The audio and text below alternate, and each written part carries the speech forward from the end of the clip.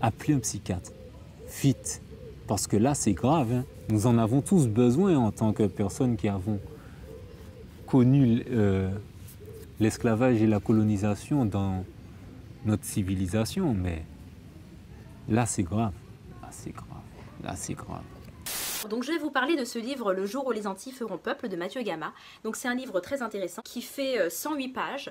Donc on est sur un format correct. C'est un livre où en fait il nous partage ses réflexions par rapport à la constitution de peuple des Antilles. Donc il nous apporte une réflexion sur nos territoires, sur le côté politique, historique de la chose. Et j'ai trouvé le livre extrêmement intéressant. Je pense que vraiment ce livre tout antillais a intérêt à le lire. I read books as much as the next niggas masturbating, as much as the next politician be debating. I read books like the fishermen be baiting. I read books when your girl is too busy dating. Books like the food when I'm starving. Books like the roof that's above me. Books of Marcus Garvey. Books like the of a... Jumbo, bel bonjour tout le monde. Bon, mes chers lecteurs franco-thomistes et abonnés de la page Négritude Black Power, les espions, les haineux, bienvenue. Aujourd'hui, on va parler d'une de mes dernières lectures qui s'intitule Le jour où les Antilles feront peuple. Ce livre a été écrit par Mathieu Gama. Voilà, je vais vous en parler aujourd'hui. C'est une lecture qui a été très pénible pour moi. Je vais vous expliquer pourquoi et je vais vous expliquer quel type d'individu cette guerre va créer chez les nôtres en réalité. Hein, des gens, voilà. Je vais vous en parler en détail. Tout d'abord, qu'est-ce qui m'a intéressé? Eh bien, j'avoue que le titre, il est intéressant. On pourrait penser à du recyclage de certains aînés dans la Caraïbe au début du XXe siècle. Et bon, belle pochette. J'ai vu un certain nombre également de publicités médiatiques autour de cet ouvrage. J'ai entendu l'auteur et le discours de l'auteur par contre m'a vraiment interpellé. Je me suis dit, bon, il y a quelque chose à creuser, ce serait intéressant de avoir voilà, le fond de la réflexion de Mathieu Gama. Alors, je dis d'ores et déjà, cette vidéo n'est pas un clash, n'est pas une attaque contre l'auteur que je ne connais pas d'ailleurs. Voilà, j'ai juste lu ses idées, entendu ce qu'il avait à dire et voilà, je pense qu'il y a... il souhaite ouvrir le débat autour des idées qu'il défend. Et bien, c'est l'occasion d'avoir une voix divergente par rapport à ce qu'il dit et ce qu'il écrit. Donc voilà, je vais vous passer quelques extraits de Mathieu Gama pour que vous compreniez un petit peu son parcours ou ce qu'on peut trouver de lui sur Internet pour avoir une idée de qui il est et d'où il vient. Bonjour Mathieu Gama. Bonjour Monsieur Violeton. Vous êtes le référent Martinique du mouvement En Marche d'Emmanuel Macron depuis le 24 octobre dernier. Merci d'être avec nous au lendemain d'annonces plus que pressantes autour de la candidature de l'ancien ministre des Finances pour la présidentielle française. On vous a connu dans le projet vite avorté de Martinique gagnante avec Francette Rosamond. C'était lors des élections pour la collectivité territoriale de Martinique en décembre dernier. Aujourd'hui, vous êtes avec Monsieur Macron. Pourquoi? Comment, Mathieu Gama? Parce qu'en fait, je retrouve un peu de l'esprit Martinique gagnante dans En Marche. Martinique gagnante, c'était un parti qui se voulait transpartisan, au-dessus du clivage gauche-droite français. C'était un parti qui avait une approche un peu spiritualiste. On parlait d'altérité. L'autre, c'est moi et je suis l'autre. On parlait de bienveillance aussi dans le discours politique, de civiliser un peu les échanges politiques et le discours politique. Et donc, je me retrouve totalement dans ce que fait Emmanuel Macron. Et donc, c'est naturellement que lorsque j'ai été sollicité, j'ai dit oui. Vous avez quand même choisi de soutenir un homme qui est sur le point de poignarder celui qui l'a fait émerger. Mais je pense que j'étais déjà en marche à l'époque déjà de Martinique gagnante. Parce que je retrouve beaucoup de ce que moi je défendais comme valeur dans Martinique Gagnante, j'ai retrouvé tout ça en marche. Donc c'est un peu naturellement que je me suis intéressé au parcours d'Emmanuel Macron, mais surtout à sa méthode. J'ai marqué un temps de silence pendant la période électorale de la CTM, parce qu'en fait, je ne me retrouvais pas dans ce qui était proposé. Je ne vais pas critiquer ce qui était proposé, mais sauf que je n'y adhérais pas totalement. Et comme je suis quelqu'un d'assez entier, pour moi, il fallait vraiment que je sente cette envie, cette nouvelle énergie chez moi de m'impliquer. Je l'ai trouvé en marche, parce que je trouve qu'Emmanuel Macron, c'est déjà quelqu'un de très audacieux. L'histoire a fait que, aux Antilles, on ne peut rien exhéréder. On est français, on est également européen, mais on est aussi des descendants d'esclaves, on est des descendants d'engagés indiens, on est même des descendants d'engagés asiatiques. Donc nous sommes le lien. Le lien, il n'est pas à trouver, il est à juste voir, il est à constater. On est là, on est la preuve que malgré tout, envers et contre l'histoire, on peut réussir des choses formidables parce que nous sommes le miracle identitaire de l'humanité. Donc voilà, Mathieu Gama, comme vous l'avez vu, est quelqu'un qui a été le représentant d'Emmanuel Macron à la Martinique. Donc c'était la Martinique en marche, hein, durant les présidentielles de 2016. Bon, tout le monde a le droit d'évoluer, d'avoir un parcours, il n'y a pas de problème à ce niveau-là, mais notons quand même que voilà, c'est quelqu'un qui s'est impliqué dans la politique politicienne. Que puis-je dire de plus? Je me suis intéressé également à cet ouvrage parce que, en fait, il est sorti en même temps que mon ouvrage Francotomie, c'est-à-dire en juin 2020. Et donc, nous abordons globalement les mêmes sujets, mais avec un paradigme différent. Voilà.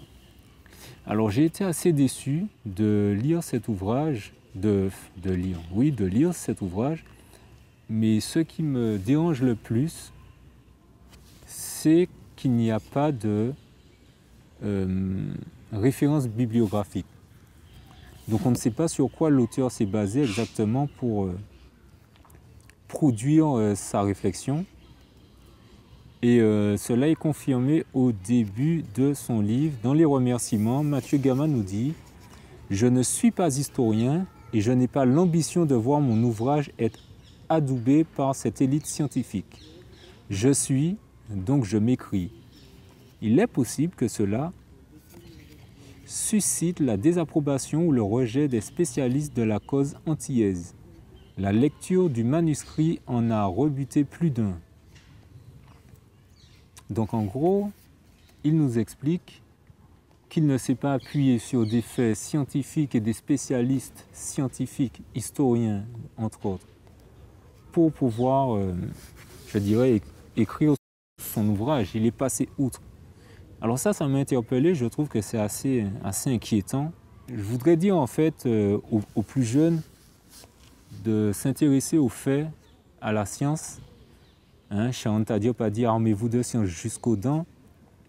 C'est parce qu'aujourd'hui, on ne peut pas faire l'économie de produire du savoir sans s'appuyer sur les faits et sur des sources.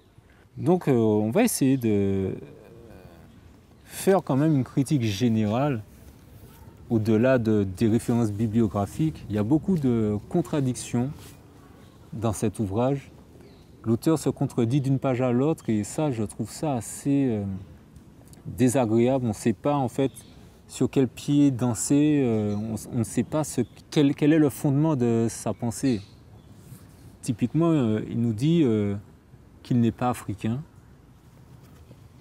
ou alors plutôt il nous dit que l'Afrique c'est une parcelle de son identité, mais durant tout le livre, toute la lecture, il nous parle de nègres, d'afro-descendants, de descendants d'esclaves. C'était pas des gens, c'était des esclaves. C'était pas des gens réduits en esclavage, c'était des esclaves. Il nous parle d'antillais, voilà.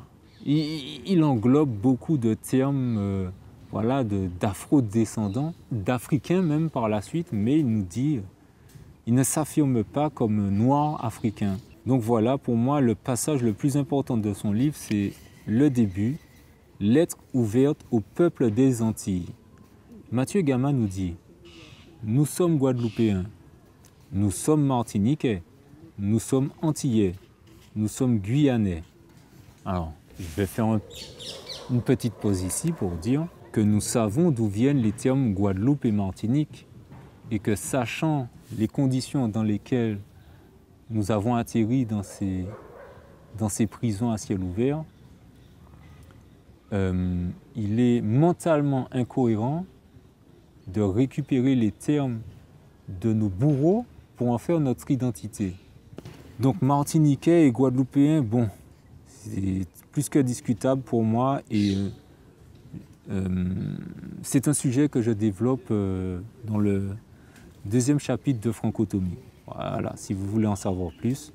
Mathieu Gama poursuit en nous disant, et plus encore, nous sommes Amérindiens, nous sommes Arawak, nous sommes Kalina, nous sommes Caribéens, nous sommes Européens, nous sommes Indiens, nous sommes Asiatiques, nous sommes Phéniciens, nous sommes Africains, et enfin nous sommes Américains. Bon, pour un peuple, pour une population dont la culture est basée, dont le substrat, le socle, c'est l'africanité, je trouve que l'Afrique arrive un petit peu tard. Même les Phéniciens sont avant nous. Ah ouais, les Phéniciens, les Indiens, les Arawaks. Ah ok. Des Amérindiens qui ont été chassés et tués et génocidés, eh bien ils sont en nous. Bon, très bien. Mathieu Gama poursuit en nous disant, nous, Antillais et Guyanais, sommes le monde. Nous venons de partout et dans le même temps, nous sommes d'ici. Nous irons ailleurs tout en nous enracinant ici. Et un jour, le monde sera comme nous. Ça, c'est de la poésie. Ah, c'est de la poésie. Bon, moi, je ne vais pas vous mentir, la poésie, c'est pas ma tasse de thé. Moi, j'aime plutôt les ouvrages de ce type-là. Dominique Monotuka, Moon, fini la névrose créole. Dominique Monotuka nous explique que la vision du monde dont parle Mathieu Gama est une vision de créolisé, de créole. Les notions de pur et d'impur, de métis et de métissage n'ont aucune valeur fondamentale sur le plan culturel ni biologique, contrairement au paradigme de la vision créole, et que les Noirs peuvent être constatés de tout phénotype, de celui à la peau foncée à la plus claire, aux cheveux crépus, aux plus lisses. Dans notre vision du monde, il n'y a pas de rupture ni de degré dans la nature filiale humaine. Il y a une seule nature humaine. Donc ce que Dominique Monotuka explique, c'est qu'en fait, nous nous basons, nous, dans notre paradigme, sur la culture et non sur la goutte de sang. Oh, j'ai une goutte de sang amérindienne. Aujourd'hui, quand on voit le faciès de Mathieu Gama, on se rend compte qu'il n'a pas grand-chose d'amérindien. On voit un Africain avec des locks, avec un nez, un bon nez de noir, là, d'une bouche de noir. Et le type nous dit qu'il est phénicien. Non, mais faut avoir un esprit assez logique. Surtout quand on a des Dominique Monotuka, surtout quand on a des Juliette Smiralda qui travaillent sur le sujet depuis des années. On ne peut plus dire que oui, nous sommes amérindiens. Je vais prendre l'ouvrage de Armand Nicolas. Et Armand Nicolas nous parle justement de l'héritage caraïbe de la Martinique, en disant « L'héritage caraïbe de la Martinique est relativement limité. L'artisanat de la vannerie reste vivace et bien conservé, des noms d'animaux, de plantes, d'objets domestiques.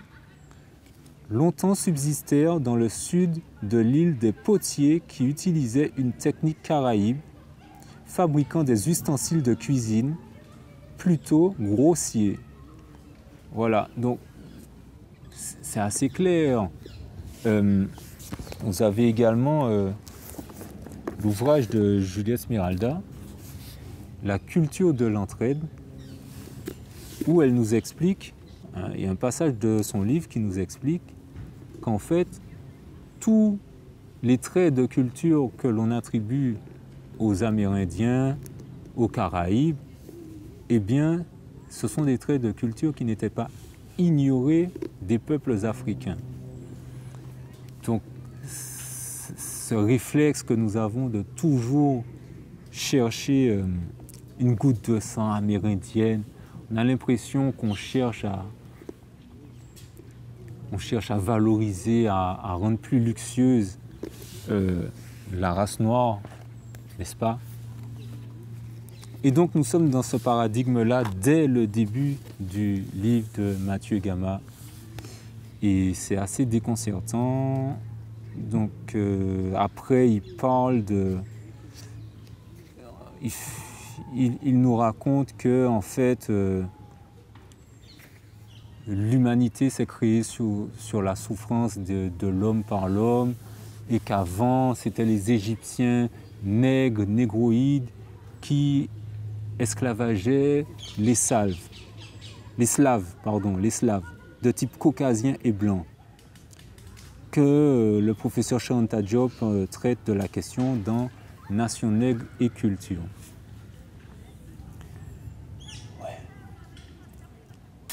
Eh bien, les égyptologues modernes, ne considérant pas les livres religieux comme des sources historiques valides pour l'Égypte antique, en raison des incohérences majeures entre les découvertes faites et ce que racontent les récits, contrairement aux égyptologues du XIXe siècle, estiment que la réalité des Sémites était très différente de celle affichée par exemple dans Le Prince d'Égypte ou racontée dans le livre de l'Exode. Ainsi, Christiane Desroches-Noblecourt et Zahi Hawass, pour ne citer qu'eux, affirment qu'ils n'avaient en rien un statut d'esclave et ont encore moins eu affaire à la construction des pyramides. Pour deux bonnes raisons. La première est que la population hébraïque d'Égypte, originaire de Canaan, équivalent à la Palestine actuelle, aurait immigré vers l'Égypte antique pour des raisons économiques, probablement liées à des manques de nourriture durant le Nouvel Empire, soit plus d'un millénaire après la construction des pyramides. La seconde est qu'il n'y avait pas d'esclaves sur les chantiers des pyramides, c'était au contraire des ouvriers qualifiés, des travailleurs libres ou des autochtones mobilisés pour la corvée qui travaillaient sur le chantier. On est donc bien loin de l'imagerie d'un sémite tirant de lourds blocs sous les coups d'un tortionnaire égyptien. Il semble néanmoins qu'ils aient subi des discriminations, certes à la marge, dans leur vie de tous les jours, comme cela se passe malheureusement de nos jours avec les immigrés ayant une religion et culture différentes du pays hôte. Néanmoins, ces discriminations n'avaient rien d'officiel. Il n'y avait pas de loi, ni de volonté d'asservissement visant les sémites, ni même de manière générale les populations étrangères. Pour conclure, la perspective que nous offre l'histoire aujourd'hui est que les étrangers de manière générale, bien que disposant d'un statut leur étant propre dans le droit égyptien antique, étaient au final des travailleurs libres, tout simplement.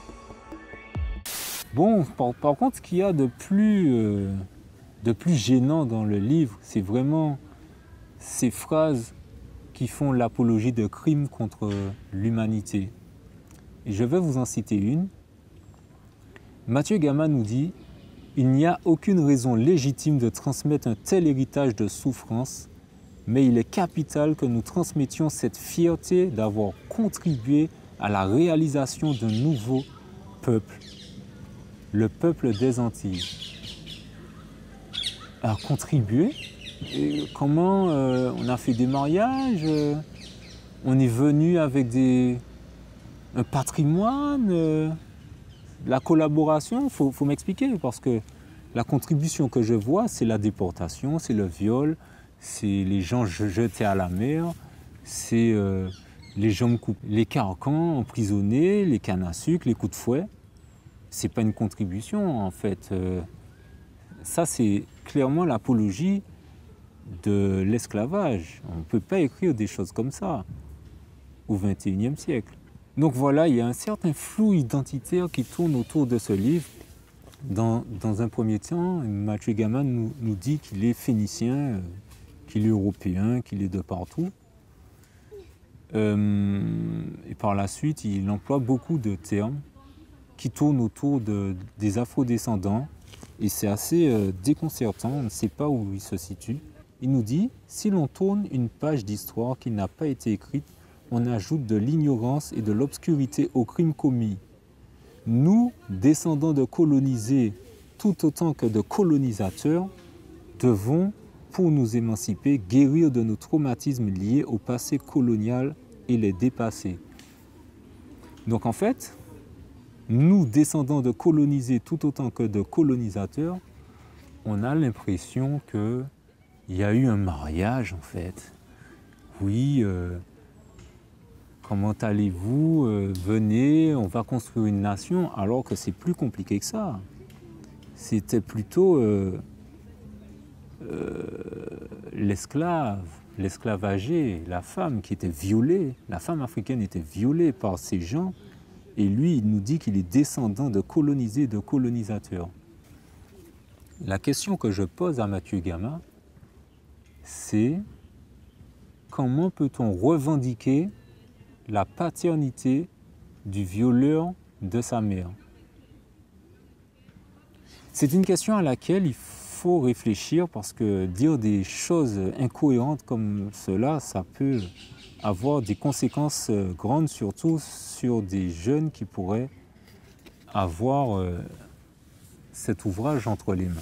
Mathieu Gama poursuit un peu plus loin avec une citation de Diana Ramasamy qui nous dit « Mais le système d'enfermement plantationnaire et sa propagande colonialiste ont échoué car ils ont créé l'inattendu, l'imprévisible. Ils ont créé une société créole, une société issue de tous les peuples, une culture issue de toutes les cultures. L'assimilation escomptée n'a pas eu lieu, mais la créolisation est née. » Donc on est encore dans ce paradigme de créolisation, de trucs. Et encore une fois, Dominique Monotuka nous éclaire sur cette notion et nous dit « Les identités créoles sont nécessairement toutes inhumaines. » Fin de citation. Alors Mathieu Gama nous explique que nous possédons moult motifs d'être fiers de ce que nous avons été collectivement et de ce que nous sommes. Mais surtout, nous avons des raisons de croire qu'à bref délai, notre exemple de construction identitaire inspirera la construction d'un peuple mondial. Donc nous sommes dans le citoyen du monde, l'avenir c'est le métissage. Oui, ok, il n'y a pas de souci. Est-ce que dans les pays les plus métissés au monde, il n'y a plus de racisme? Si vous n'avez pas la réponse à cette question, je vous conseille de lire Francotomie. Page 27, Mathieu Gama nous dit « La diaspora antillaise représente un ensemble de personnes ne vivant pas sur le même territoire, mais unies par un lien culturel omniprésent et un très fort sentiment d'appartenance. D'autres peuples, reconnus en tant que tels, présentent cette spécificité de dispersion. Il en est ainsi pour le peuple juif et pour le peuple palestinien. » Alors c'est très intéressant parce qu'il y a des journalistes, des historiens qui ont démontré que ce qu'on appelle le peuple juif n'est pas un peuple. Et je vous mets un extrait et la vidéo dans la description. Et la deuxième conséquence, c'est que, alors, s'il n'y a jamais des gens qui sont partis, quels sont ces gens qui nous disent qu'ils reviennent? En fait, ce sont des convertis, des Européens de l'Est, de l'Ouest, des Maghrébins, qui se sont, à différents moments, pour différentes raisons, convertis à la religion juive. Et en fait, comme dit Shlomo Sand, le peuple juif, ça n'existe tout simplement pas. Il n'y a pas d'histoire commune, il n'y a pas de langue commune, il n'y a pas de culture commune, il y a juste une religion. Mais une religion, c'est pas un peuple. On ne parle pas de peuple chrétien, de peuple musulman, et donc pas de peuple juif non plus. Mathieu Gama, qui nous dit que ses ancêtres sont Kalina, nous explique dans son livre que le tombeau des Caraïbes à Saint-Pierre en Martinique est considéré par une majorité d'habitants comme la falaise d'où se seraient jetés les derniers combattants caraïbes refusant d'être capturés par les troupes françaises. Donc si les derniers combattants se sont tués, ce n'est pas nos ancêtres. Et voilà, il y a encore des choses assez gênantes que l'on retrouve dans son livre où il nous explique à la page 36 qu'il a fallu une dissociation entre le lieu d'approvisionnement et le lieu d'utilisation du captif, et ce commerce de chair humaine africaine prospère et rentable pour les nations européennes s'est malheureusement perpétué malgré une forte mortalité des esclaves lors de leur transport à fond de cale. Le commerce transatlantique de populations nègres s'est également poursuivi en raison de l'incapacité des populations d'esclaves à procréer et à se multiplier dans les colonies. Mais ils n'étaient pas incapables de procréer, c'est juste que, en fait, ils étaient génocidés tous les jours par le travail, par la torture, par le stress, par le fouet, par le manque de nourriture. Ils n'avaient pas de problème de spermatozoïdes ou d'ovules.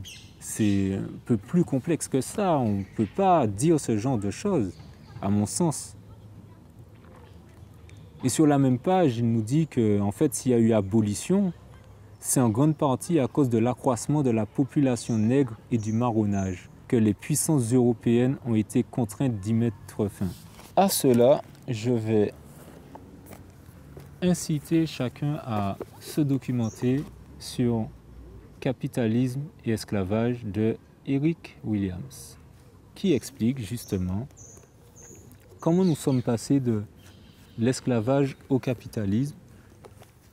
Je vais également lire un passage de C.L.R. James dans cet ouvrage qui nous dit, page 47, que les abolitionnistes, les premiers abolitionnistes, c'était ceux qui étaient sous les chaînes, comprenons-nous bien, que les abolitionnistes aient été confus, malhonnêtes, égoïstes, idéalistes ou sincères, il reste qu'en dernière analyse, ils sont devenus les agents des impératifs économiques d'une nouvelle ère, impératifs qui se sont traduits en termes sociaux, politiques et même parfois religieux. Armand Nicolas, Histoire de la Martinique, qui nous dit, page 337, peu à peu, la progression de la production de sucre de betterave en France, mais aussi dans de nombreux pays d'Europe, en aggravant la crise sucrière des colonies, va précipiter la crise du système colonial esclavagiste. Voilà, les gens aiment beaucoup dire également, en fait, en Guadeloupe, les anciens esclaves guadeloupéens, à l'annonce de la première abolition de l'esclavage en 1794, ont guillotiné les colons présents sur l'île et mis le feu aux habitations et aux installations sucrières. Vous vous imaginez bien que les anciens esclavagés de cette époque-là ne sont pas venus avec des guillotines. La guillotine, ça venait bien de quelque part. Et si par hasard des marrons ou des esclavagés ont tué leur propriétaire ou leur ancien propriétaire blanc, forcément, il y avait derrière une légitimité de l'autorité coloniale qui autorisait, je dirais, cette mise à mort. Donc moi, je ne sais pas pourquoi souvent on nous dit, oui, comme si en Guadeloupe, ils étaient plus braves parce qu'ils ont tué les Blancs, les trucs. Non, c'est l'autorité coloniale qui a fait que. Il faut arrêter de raconter des histoires aux gens pour essayer de se valoriser plus qu'ils ne doivent, en réalité. Mais bon, bref, on va passer dessus. Et on retourne encore une fois de plus dans un espèce de cafouillage identitaire. Mathieu Gama nous dit « Cependant, conjuguée à l'assimilation, elle-même doublée d'une violente acculturation, l'accession de la citoyenneté nous a conduit à ne reconnaître que la mère France, jetant ainsi au feu de l'oubli nos ascendances amérindiennes, indiennes, africaines, européennes, italiennes, espagnoles, anglaises, néerlandaises et portugaises, phéniciennes, syriennes et libanaises. Tout ça, c'est cette distorsion identitaire qui crée le désamour et le rejet des Antillais envers la France, tel un enfant qui chérit sa mère tout en haïssant cette dernière de lui avoir caché l'identité de son père biologique, l'Afrique. Donc, dans cette même phrase, il nous dit qu'on est libanais et italien et amérindien, mais que notre père, c'est l'Afrique. Est-ce que pour vous, ça a un sens? Si ça a un sens pour vous, s'il vous plaît, mettez-le en commentaire. Éclairez-moi, parce que j'avoue que je suis entré dans le flou de sa pensée et j'ai du mal à en sortir. Il y a aussi ce point qui est assez désagréable dans son livre, c'est toujours, on a l'impression qu'il se place toujours ou qu'il place toujours les Africains des Antilles comme des enfants par rapport à la France, comme des enfants par rapport à l'Afrique. Et ça, c'est quelque chose qui me déplaît assez fortement parce qu'en réalité, voilà, je vais lire, vous allez mieux comprendre. Les Antilles sont comparables à un enfant adopté très jeune et qui, malgré l'amour de sa mère adoptive à son égard et malgré l'amour qu'il éprouve pour cette dernière, sent que son identité profonde n'est pas en adéquation totale avec celle de son parent. On ne peut pas comparer des gens qui ont kidnappé d'autres personnes sur un continent pour les mettre en esclavage, les violer, les torturer, les castrer, les amputer et les faire travailler un nombre, etc. d'années à une mère adoptive. La comparaison est choquante en fait. La comparaison est choquante. Donc je ne comprends pas cette façon de vouloir toujours s'infantiliser face à la France qui a kidnappé des adultes comme elle, des gens qui avaient une culture comme elle. Non, la France n'avait pas de culture. Il y a des gens qui avaient une culture. Et voilà, nous sommes les enfants de personne. Les Africains ne sont pas nos parents, les Africains sont nos frères et sœurs. Voilà. Et même souvent, nous avons des traits de culture, nous avons des traditions, des pratiques qu'en Afrique, on ne trouve même plus. C'est pour cela que je dis, voilà, arrêtons de dire que, voilà, ce sont nos parents. Non, non, c'est plus complexe que ça. Arrêtons de s'infantiliser devant le monde, devant nos frères et devant nos bourreaux, surtout devant nos bourreaux. Alors ça, je vais passer. Mathieu Gama nous dit « Je ne suis pas un fervent partisan d'une rupture totale qui pourrait s'avérer bien trop brutale pour une population antillaise en souffrance. » Alors quand j'ai lu ça, je me suis dit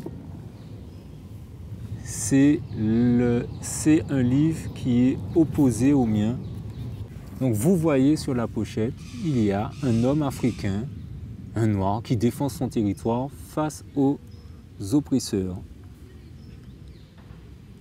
Et là, c'est ce que j'appelle une rupture brutale, radicale. L'histoire nous a montré que c'est la solution qui a été la plus efficace lorsqu'on pense justement à ces insurgés à Saint-Domingue, Toussaint Louverture, Dessalines, etc. C'est également une rupture qui a été très intéressante, qui est très intéressante à étudier au niveau de Cuba. Et donc, bon, là, honnêtement, ça a signé la rupture entre l'idéologie de Mathieu Gama et la mienne. Après, ça ne nous empêche pas de discuter, de débattre. Bon, après, chacun ses références. Hein. Lui nous parle de Lilian Thuram, d'Activist Chattah. Et bon, voilà. Pas spécialement mes références, mais voilà. Bon. Mathieu Gama nous parle des réparations. Et il nous dit « L'exigence d'une réparation due aux afro-descendants en raison des crimes subis est la première impasse victimaire qui vient à l'esprit. Je respecte fortement cette initiative et j'ai beaucoup appris en échangeant avec Garcin Malsa, ancien maire de Sainte-Anne, en Martinique, sur ce sujet. » Donc, Mathieu Gama nous explique que le fait de demander justice à des violeurs, à des colonisateurs, à des esclavagistes, à des gens qui ont déstructuré un peuple dont les conséquences se voient encore aujourd'hui, dont les actes de barbarie se perpétuent encore aujourd'hui, eh bien, il nous dit que demander réparation, en fait, c'est se placer en tant que victime.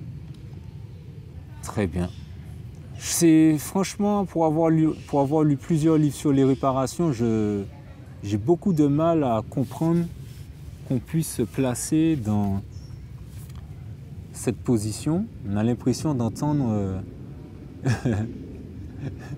des associations tous créoles qui parlent. Ce qui ne m'étonnerait pas non plus forcément, mais c'est vrai que c'est assez questionnant.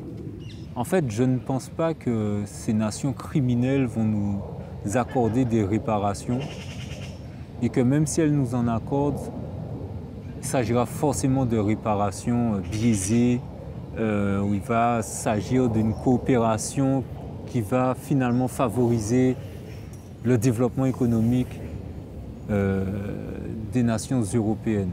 Cependant, dans le principe, on ne peut pas dire que les réparations, c'est s'installer dans une impasse victimaire.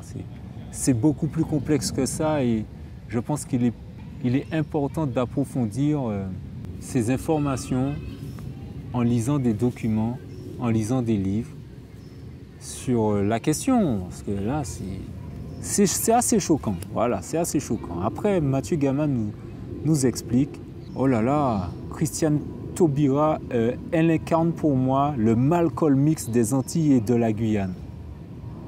Non, arrêtez. Non, faut arrêter. Malcolm X, elle a mon respect pour ce qu'elle a réalisé au niveau de Salon en 2001. Mais je suis désolé, Malcolm X ne serait jamais rentré dans le gouvernement des États-Unis d'Amérique. C'est impensable. C'est impensable. Malcolm X n'aurait jamais défendu une loi pour le mariage pour tous. Il ne faut pas insulter Malcolm X sans vouloir manquer de respect à notre tati. Donc il y a des choses comme ça qu'il y a dans le livre qui sont très difficiles à concevoir, à comprendre. Ensuite, Mathieu Gama nous parle de sa conception de la société pour les Antilles et nous dit « Les Békés sont antillais comme tous les autres ». Alors dans cette phrase-là, il y a, voilà, moi vous savez, antillais, martiniquais, guadeloupéen, vous savez ce que j'en pense de ces termes insultants pour nous. Maintenant, je suis désolé, il y a deux conceptions du monde différentes. Il y a d'un côté des bourreaux ou des descendants de bourreaux, et de l'autre, il y a des gens qui ont subi les exactions de ces bourreaux-là. Il n'y a pas de réparation, justement. Rien n'est fait pour concilier ces deux paradigmes différents. Voilà, on peut pas se mélanger, quoi. On mélange pas des lions et des cochons, tu vois ce que je veux dire. Donc voilà. Ensuite, il nous dit, en parlant des béquets, nous gagnerions à étudier les réussites économiques des béquets afin d'en dupliquer les systèmes tout en les améliorant par notre ouverture d'esprit et d'âme.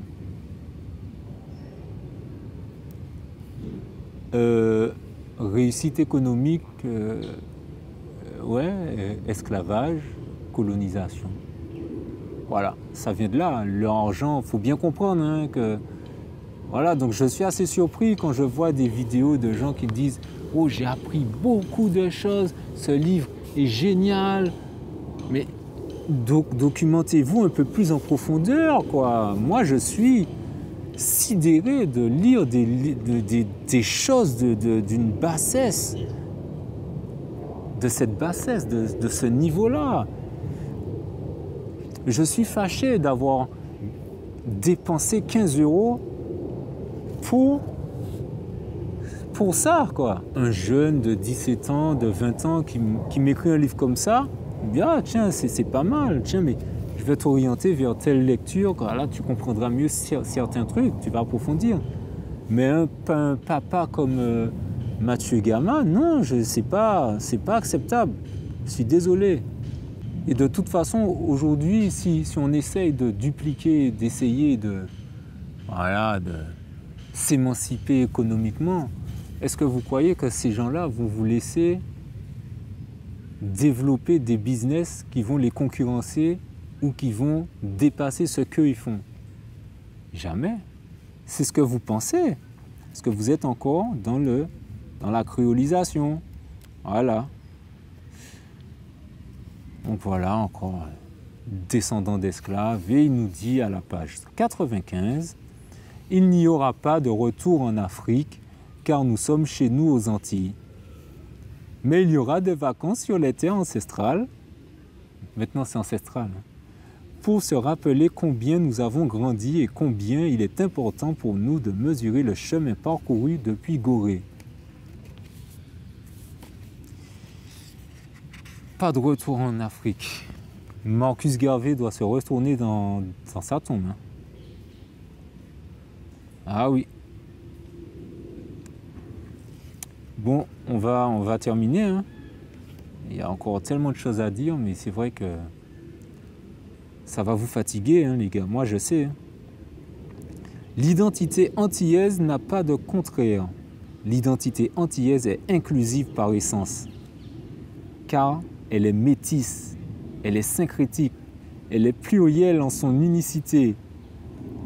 Elle est la résultante d'une fusion de plusieurs cultures et fondée sur une conception globale de l'humanité qui se refuse à reconnaître que certaines civilisations sont supérieures à d'autres.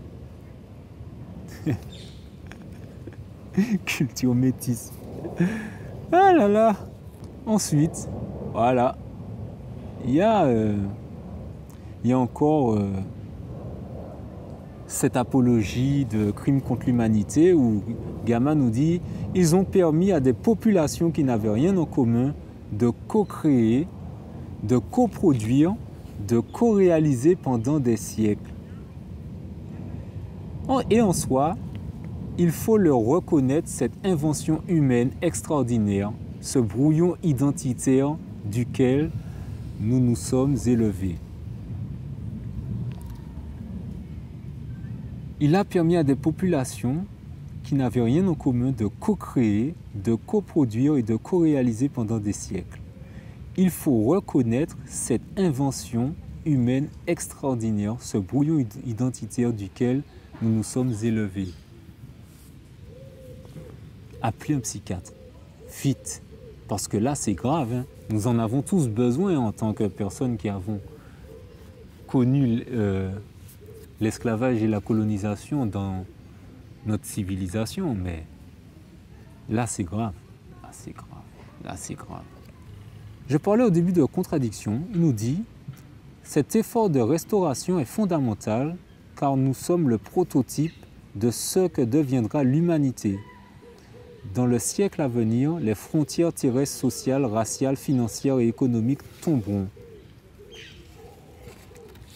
À la page suivante, Mathieu Gama nous dit « Nous ne serons le modèle de personne, nous serons nous-mêmes, sans arrogance, sans mépris pour tout ce qui nous est étranger.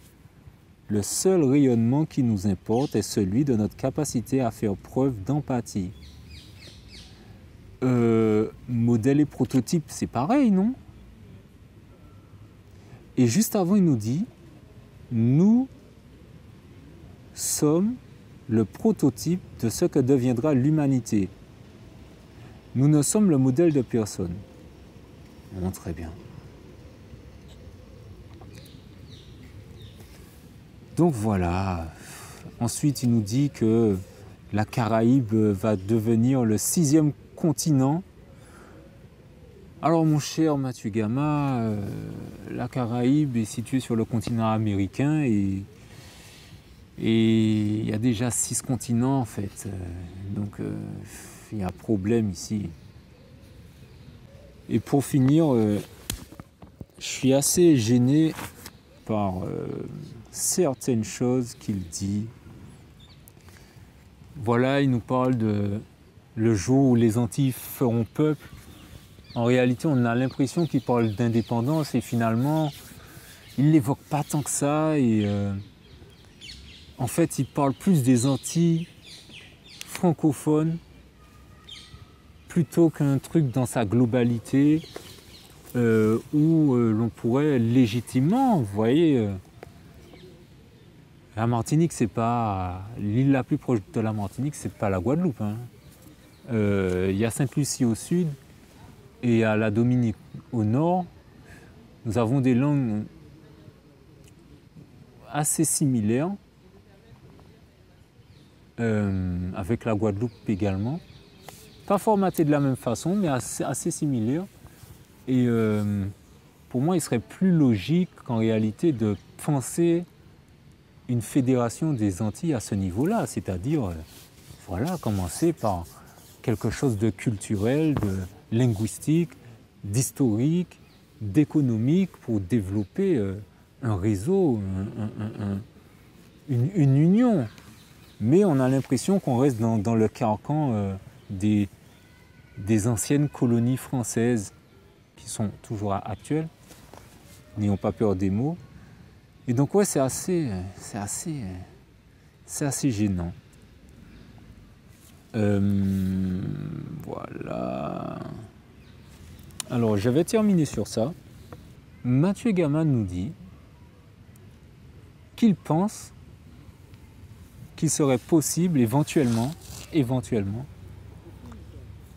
de créer un mythe comme l'ont fait les Grecs et les Roumains pour fédérer un peuple en fait, en réalité, pour faire peuple.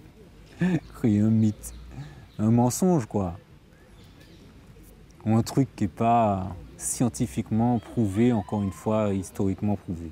Et il nous dit, nous disposons des noms de plusieurs esclaves résistants qui ont conduit des rébellions et des insurrections, tant en Guadeloupe qu'en Martinique, ou dans la Caraïbe anglophone, hispanophone ou francophone, dont nous pourrions nous inspirer pour créer un mythe fondateur. Delgrès, Ignace, Solitude, Pelage, Pompée, Bonny, Linval. Alors, je ne vous cache pas que j'ai bloqué sur Pelage. Si on parle du même Pelage, désolé, c'était pas ce que Mathieu Gama appelle un esclave résistance. Pelage, c'est celui qui a combattu Ignace et Delgrès avec son armée. Si vous ne voulez pas lire les livres, il y a un film sur la Guadeloupe, s'appelle, me semble-t-il, Guadeloupe 1802, où on montre clairement que Pelage a collaboré sous la contrainte forcément avec, me semble-t-il, le général Lacrosse, et qu'il a pourchassé et tué Ignace et pourchassé Delgrès. Donc c'est assez malheureux de lire ce genre d'ignorance dans un tel livre. Je suis assez déçu. Faut lire le livre pour comprendre l'ampleur des tares, des bêtises, des ignorances qui sont décrites dans ce livre-là. Mais par pitié, n'offrez pas ce livre-là à des adolescents, à des jeunes, à des gens qui veulent apprendre. Il faut offrir ce livre-là à des gens qui sont chevronnés et qui savent différencier les incohérences, qui savent déceler plutôt les incohérences qui sont dans ce livre-là. Je suis assez fâché en réalité d'avoir aujourd'hui des auteurs qui cheminent, mais on a l'impression qu'il y a une certaine paresse intellectuelle, donc voilà. En tout cas, si vous voulez un ouvrage avec des sources bibliographiques, il y en a un ici, qui contient plus de 700 notes de bas de page. Et donc, voilà, hein, tout n'est pas parfait forcément, mais au moins il a le mérite, j'ai le mérite de dévoiler mes sources en réalité. Et tous les sujets, la plupart des sujets que Mathieu Gama traite, je les ai détaillés en long et en large. Et voilà, moi je vous conseillerais plutôt de lire Francotomie. En tout cas, avant de lire Le jour où les Antilles feront peuple. Voilà. Je suis désolé, mes condoléances pour ce livre, mais franchement, je ne l'ai pas apprécié. Donc, écoutez, éventuellement, si vous voulez organiser un débat entre ce monsieur de la Martinique En Marche et moi, il n'y a pas de souci. De toute façon, nous sommes là pour échanger, pour discuter. Et voilà. Lisez, ne buvons que de l'eau. Et puis à une prochaine. I read books as much as the next niggas masturbating, as much as the next politician be debating. I read books like the fishermen be baiting. I read books when your girl is too busy dating. Books like the food when I'm starving. Books like the roof that's above me. Books of Marcus Garvey. Books like the of a